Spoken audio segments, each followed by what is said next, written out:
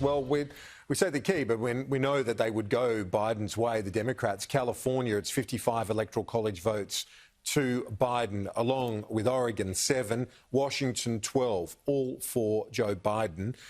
Idaho has also been called for Donald Trump. And now, big news, Florida has been called. We've thought that that was the case, but our Fox News colleagues now projecting Florida as a win for Donald Trump as well. Let's bring in our panel. For the final 2 hours of my coverage on the US election, our coverage continues well into the night, though. That's for sure. I just spoke to Rowan Dean, who says outsiders 11 p.m, so don't miss that. But we've got Paul Murray with us, Ticky Fullerton, and Andrew Clennell, our political editor. Great to see you all. Ticky, first to you, what a surprise. I guess if you took the polls, you know, at their word, they've got it wrong again. They've got it wrong again. But, you know, I think it really, if you look at what's happening in Pennsylvania, who knows what will finally happen. But you've got to think that that judgment around fracking, if Donald Trump wins, has got to be a really big question for the Democrats. I think overall it comes back to jobs and some of the policies that actually Joe Biden didn't have around how he would make America great again as being really concerning for a lot of people who voted for Trump last time round. Yep, and Andrew, you're seeing that, we're seeing on the map there, blue on either side, the west and east, as pretty much it always is. Red right up the middle, and that Rust Belt. Wow, it's going to be a big few days ahead, but Trump is in the box seat. Oh, very much in the box seat. Look, Florida's a big loss, what was just called then by our Fox News colleagues. I mean, I think that Miami-Dade County, it said, was about 64% for Hillary Clinton, about 54% for Biden, and that's where they lost that state. And look, I mean, he's flipped Arizona, probably Joe Biden. He can flip Wisconsin, but he needs to flip 3. And I don't see where he gets the 3rd. I mean, the Democrats are still holding hope for Pennsylvania, Ohio, Wisconsin, Michigan, whatever. But it's looking quite grim. And I think I said yesterday that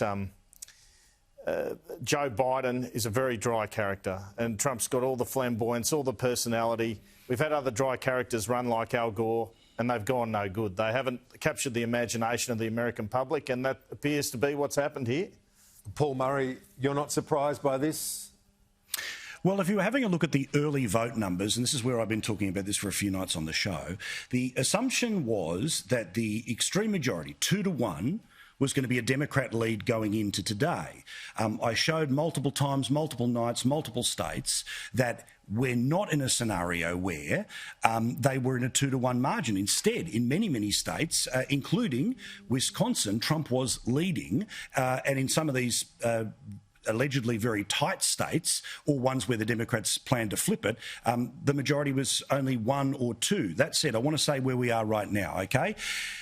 Trump is winning but has not won for obvious reasons, OK? Now, currently, if all of the states that he is leading in close out that way, he's currently sitting at 269 and there are 50 electoral college votes still on the table. So he's currently +3 in Florida, +1 in North Carolina. He's +7 in Ohio. He's +2 in Wisconsin and Michigan. Now, the blue wall that failed Hillary Clinton, if it saves Joe Biden, if Joe Biden is to be president, those are the 2 states he needs to flip, because it won't matter what happens in Arizona or Nevada. It won't matter what happens in Pennsylvania, because Trump has found a path around Pennsylvania. But I should point out, right now, Trump is leading in Pennsylvania by a significant margin. He's also leading 52-46 in Virginia.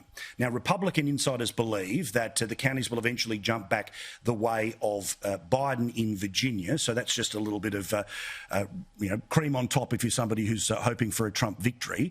But very keen to see, very keen to know in all of this that what has happened today, I can explain what has happened today here to you, Kieran, which is the biggest demographic shift that has happened. Now, as we saw in Queensland, people over the age of 65 moved towards Labor out of One Nation. That delivered the clear majority to Anastasia Palaszczuk in Queensland.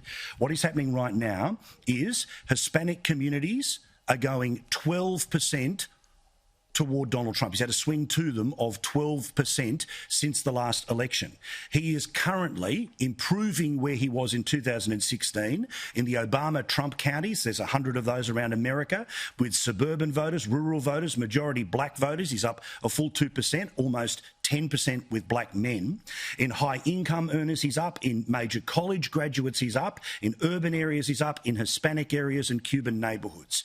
So when we start to look towards Arizona, the X factor here is, will the Hispanic vote buck the trend, buck the advertising, buck the polls, as they have already done in Florida, as they might do in Nevada? So, I repeat, Trump is winning, but has not won.